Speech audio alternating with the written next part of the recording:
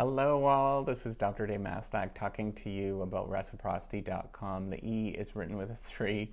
And in this particular video, I want to talk about whether it makes sense to go to a private university for your graduate school. So if you don't know me, I'm a professor of innovation strategy and entrepreneurship, and I created this whole reciprocity project to give back as much as I possibly can. There were so many people that helped me out to get my PhD that I wanted to help out other people that are experiencing the same sort of things. And when I went through to do my PhD, then YouTube didn't exist. And so I wanted to start doing these videos to help out other people around the world because I think they are very helpful. And I also created this sort of sharing economy proofreading platform to get feedback on your writing. And actually, that's how the whole thing started. I created this sort of app that I thought was really cool, and I wanted to get the word out there with these YouTube videos. So I started doing that. So, okay. All right. So anyways, enough about that. Should you go to a private university for your graduate school? Now, keep in mind, this is my sort of personal advice and things that I've seen along the way. So take it with a grain of salt, obviously. So, I want to frame the discussion first before we actually go into this a little bit more. So if you think about what a public school generally does and what's the difference between a private and public institution or any kind of company or organization is really just the governance structure, right? And with the governance structure, I'm referring to, how the decision making is being done and who's sort of overseeing what's going on in terms of the decision making. And with a public institution, there's generally a lot of oversight by both people that are in the whatever council it is or board of advisors or whatever. They're going to be overseeing this particular organization, as well as the public is going to want to make sure that there is going to be bang for the buck, right? So there's taxes, or people are paying for this through their own money through taxes, right? So the public wants to make sure that it is going to be an efficient use of their resources, however that is going to be. And so there is a tremendous amount of oversight that happens in a public institution. So in general, most public institutions are going to be a pretty good and actually a pretty outstanding level of quality that happens with any public institution. They're going to do a really good job, and they're going to be pretty consistent across the board. So whatever public institution you're going to, whatever university you're going to, as long as it's a public university, it is going to be fairly good, and you're going to get a pretty good return for that. And it's going to be consistent. With private universities, there is going to be a lot more variance in terms of the performance and governance oversight. And the reason is that the governance structure is different. So some of them are going to be governed very well, and some of them are going to be governed not so well. And there's going to be more wider variance there because the governance obviously differs between the different organizations, right? So the private institutions are private companies, so they can be run any sort of way that they want to be run. So some of them are going to be outstanding, and they are going to be exceptional quality, and you can't beat those particular institutions. And we all know these ones, right, that we've all heard about and everybody sort of knows across the world, right? So Harvard, for example, Princeton or Stanford or whatever these institutions are, right? Like all of these ones, we all know that they're fantastic institutions, and if you get into them, your parents are going to be extremely excited that you're into that institution, right? And then there's a bunch of other ones that are, they're private institutions, but they're not nearly as well recognized, or they're just not recognized. So if you told your parents that you got into those institutions, they aren't going to be excited because they just don't know anything about those particular institutions. Obviously it depends on how much your parents know and stuff like that, but generally the ones that you do know and the ones that people get very excited about are the ones that are decent. And what I'm going to recommend with those, so most public institutions do your graduate school in doing your PhD are going to be very good. And you're going to get pretty good returns for what you're getting. So it's highly recommended to sort of think about any public institution, University of Michigan, for example. Really good stuff, right? University of California, Berkeley, really good program that you're going to get. University of Florida, Florida State University, any of the Michigan State University, any sort of university like this. And Canada, University of Toronto, and University of Western Ontario, in the UK. There's Imperial College London, for example.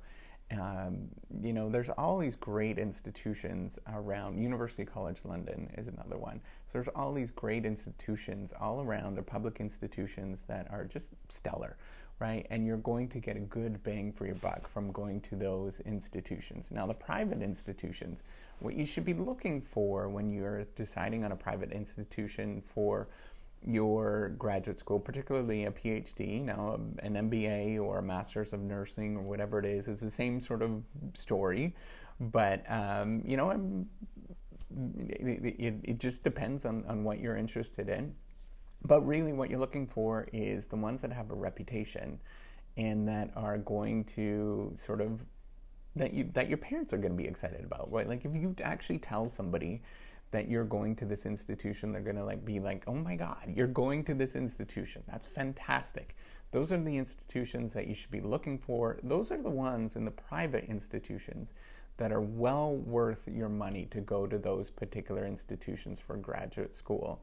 Now, the reason is that there's also a trade-off that happens with public and private institutions, right? So I'm talking about the returns that you get. So public institutions generally are going to be a little bit less money. They're less pricey than the private institutions, right? So the private institutions, you have to be paying a substantial amount more to get the return for that you should be able to get some return from that. And the prestige is really what you're looking for, or working with a Nobel laureate, for example, or getting to know the crowd of people, the network of people that are outstanding.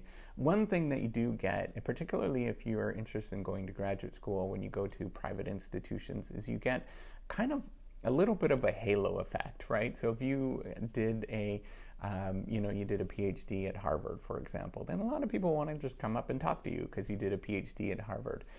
It's great because it's a great institution, right? And that's the kind of stuff that you're looking for, because what that does, if you don't know, it gives you more opportunities, right? So it's like, imagine yourself as a venture capital firm, for example, and you're a very prestigious venture capital firm. Now, people that are, if they recognize who you are and they recognize what it's about, then you're going to, young entrepreneurs that are outstanding are going to go to that particular venture capital firm and offer them better opportunities, right? So they're going to give better opportunities to that particular venture capital firm because it is well known. So the same thing with graduate school, right? If you are if you did a PhD at a wonderful university, a private university that has a substantial amount of prestige, well then people are going to want to work with you for whatever reason. Maybe they are trying to infer that you're a better performance or better skill than somebody else, and then you're going to perform at a better level. And that's generally, that's a really human sort of normal thing to do, right? To make that generalization.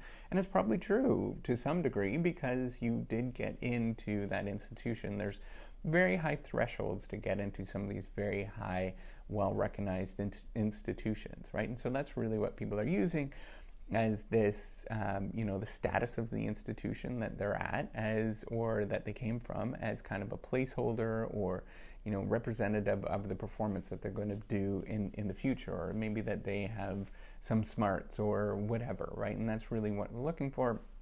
It's, in this day and age, I don't think, the family background that you have, it definitely matters, right? But in terms of if you have a substantial amount of money, you can't really buy your way into graduate school anymore. Maybe in, some programs that's the case, but most programs that are research oriented, that's not really the case anymore. It's really based on just merit and skill. Because there's lots of, particularly like places like Harvard, right? They don't have to worry nearly that much about financing, for example, right? Like they have endowments that are rather large, so they don't have to worry about that as much. They still worry about it, but it's not nearly as much of a pressing concern as maybe it was in the past, right? So you can't buy your way into these particular institutions. It's very difficult to do that. And really what it is at the end of the day, it's just basically your skill level once you get into those particular institutions.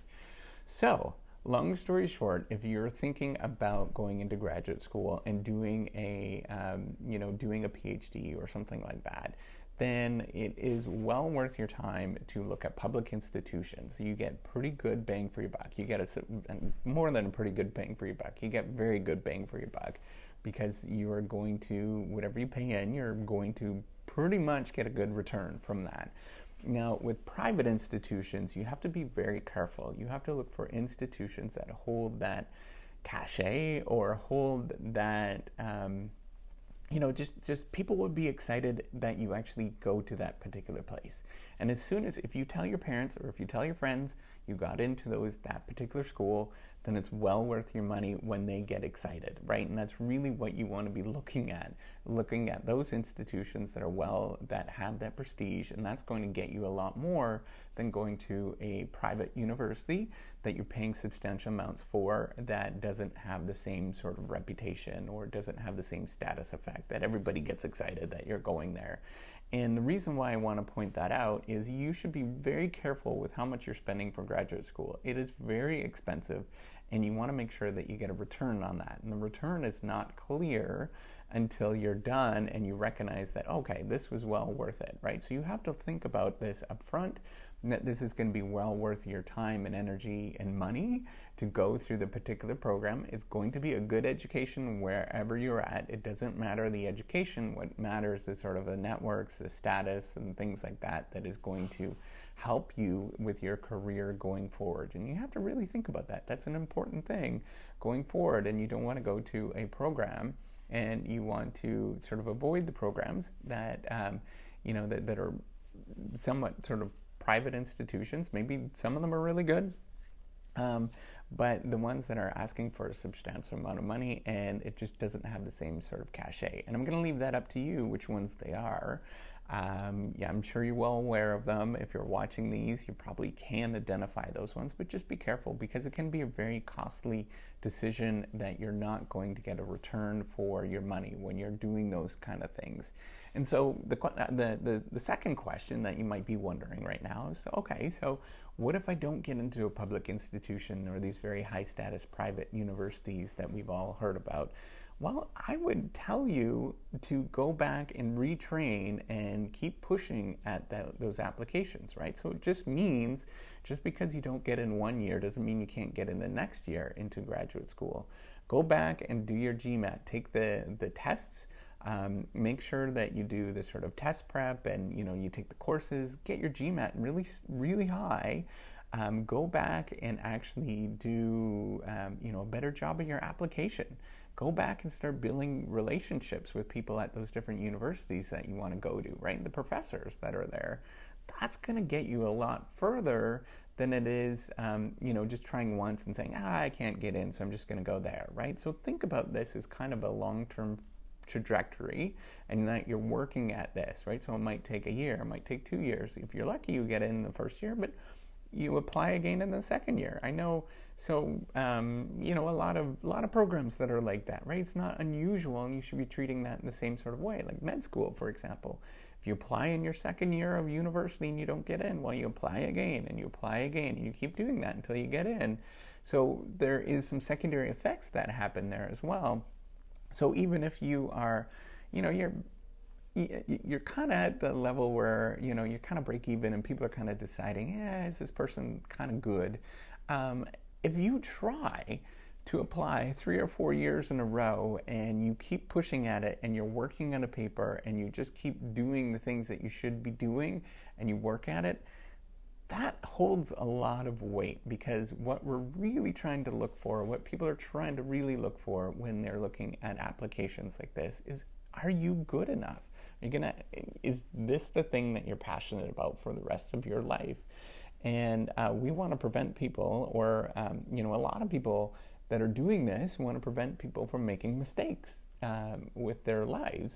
And so if you can sort of sort through those people that are not going to be serious and taking it seriously, then that's going to be better for them, right? Because then you are helping them out by saying, maybe you should go do something else. But if you keep trying and you keep working at it, you'll eventually get there. That's really want to point out. You'll get into a good public or a very good private institution, just keep working at it. That's all I'm going to point out and make sure that you understand. Don't satisfice for something that is going to be inferior, and then you're going to have a tougher time going forward with your career because you satisficed. All right, so if you like this video, give me a thumbs up. I do appreciate it, and do subscribe to the YouTube channel. All right, take care. Have a wonderful day. Bye.